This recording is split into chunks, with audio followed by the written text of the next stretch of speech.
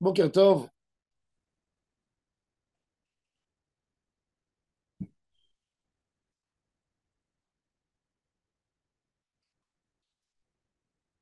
les Rachamim, la miséricorde d'Hachem Itbarach,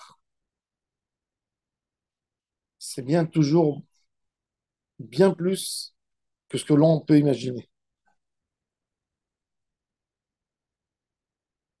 Yosef Hatzadik, quand il était en prison, ses pensées, ses prières, c'était quoi ses pensées et ses prières? On voit qu'il dit au Sarah Mashkim, avant, quand il lui a interprété son rêve, il lui dit, quand tu sortiras, rappelle-toi de moi, un jeune garçon hébraïque d'Israël qui n'a jamais rien fait de mal. Et ici, je suis là, mais je n'ai rien fait. On m'a mis ici et je ne méritais pas cette souffrance. Fais-moi sortir d'ici. C'est-à-dire qu'on voit que tous les rêves de Yosef Hatzadik, c'est quoi? C'est de sortir de prison, de retourner chez ses parents, de retrouver son père, de retrouver un lit propre, une vie stable, plus ou moins. Vous savez, quand quelqu'un on l'a mis dans une prison, il a perdu ses plus belles années, de l'âge de 17 ans à 30 ans, en prison. Plus belles années de la vie. Il aura besoin toute sa vie des traitements psychologiques pour une chose pareille. Alors, la volonté de Yosef, c'est quoi? C'est sortir d'ici, de sortir, de retrouver une vie normale. Et Akadosh Baruch Hu, quand il décide de donner à quelqu'un quelque chose, c'est bien plus que tout ce qu'il peut imaginer. On l'appelle, Yosef se prépare au rendez-vous avec Paro. Je vais bien lui interpréter son rêve. Et moi, avec ma chance, je pourrais sortir et je serai un homme libre. Je pourrais retourner chez mon papa. Il va au rendez-vous et il sort du rendez-vous, prince égyptien. Le deuxième après Paro, sur ce pays énorme, sur cet empire égyptien. Ça doit nous donner une leçon de Emouna, de compter sur Hachem. De dire à Hachem, voilà, tu connais ma situation, tu connais mes besoins, je me confie à toi complètement. Fais de moi ce que tu veux. Tu sais ce que j'ai besoin. Tu sais ce qui me fait mal. Je me donne maintenant dans tes mains à 100%. Et ça, c'est le lien entre l'histoire de Yosef Hatzadik, Parashat Miketz, et Hanouka. Hanouka, l'histoire du Ham Israël, la Grèce, un royaume puissant. Alexandre le Grand a ravagé, a massacré, a détruit l'Asie, l'Afrique, l'Europe. Il a gouverné le monde. Trois continents sous sa royauté. La Grèce en Europe, toute la Grèce. L'Asie, il a récupéré le royaume perse, est arrivé jusqu'à l'Inde. Il est parti en Égypte, qui est l'Afrique, et il est rentré dans l'Afrique. Trois continents. On a cinq continents, il avait trois dans ses mains.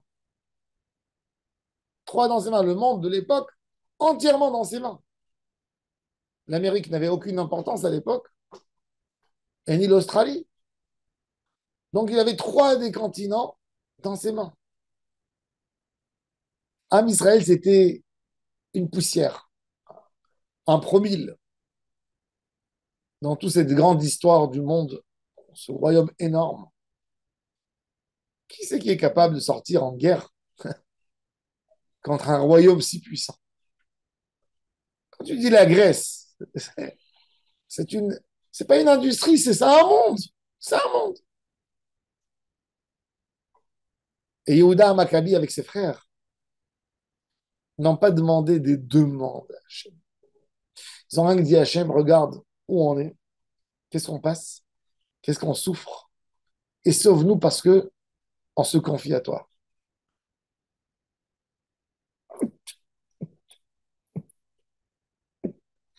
La victoire des Juifs sur la Grèce était tellement importante que la Grèce, quelques années après, elle s'est effondrée comme une tour de cartes qu'on a construite. Il n'y a rien qui est resté. Rome est venue et elle a pris toute la Grèce, tout. C'était une empire, la Grèce, une empire tellement grande, qu'elle était tellement grande que, du fait qu'elle était tellement énorme, elle s'est mangée à elle-même. Vous savez, un microbe, il meurt quand il se développe trop et il n'a plus de quoi manger. C'est comme un homme qui fait une usine. Il a des commandes. Et il a trop de commandes, énormément de commandes. Et qu'est-ce qu'il fait? Ben, il cherche des employés et il embauche, il embauche, il embauche, il embauche, il embauche. Il fait grandir et tout d'un coup, il n'y a plus de demande. Vous savez, tout le monde a obtenu ce qu'ils ont obtenu. Qu'est-ce qu'il fait? Il s'écroule le lendemain. Il est tellement grandi. Le mal, il dit le Ramchal, il va tellement grandir dans le monde qu'à un moment, il ne pourra plus s'alimenter. Il va mourir. C'est ce qui se passe aussi avec les. Même dans la nature, quand vous avez une espèce d'animaux, de volailles, d'oiseaux qui rentrent dans un endroit et qui tuent toute l'autre, tous les autres animaux qu'il y a. Par exemple, des fois, on a des oiseaux qui rentrent ou des poissons qui rentrent dans un endroit où ils n'avaient pas l'habitude d'être et ils massacrent toute la population locale, tout ce qu'il y a local. Ils vont se développer, se développer, se développer vite, vite, vite. À un moment, eux ne trouveront plus leur nourriture et ils vont mourir parce qu'ils sont tellement multipliés et développés. Et ça, c'est la force du mal, comment il tombe.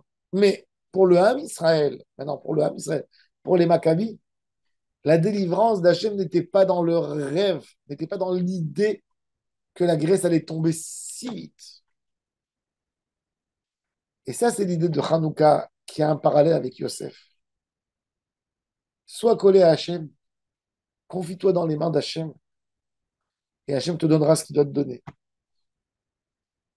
On n'impose pas à Hachem comment ça doit être. On ne fait pas de dessin à Hachem. Comment on aurait aimé. On ne fait pas un programme. Comment on aurait aimé notre délivrance. Tout simplement, on dit à Hachem, on y croit dans ta délivrance. Fais-nous, délivre-nous, donne-nous ce que tu dois nous donner et aide-nous. Et là, la Yeshua, elle arrivera toujours bien plus forte, bien plus importante que ce qu'on imaginer. Baruch Adonai Leolam. Amen. Amen.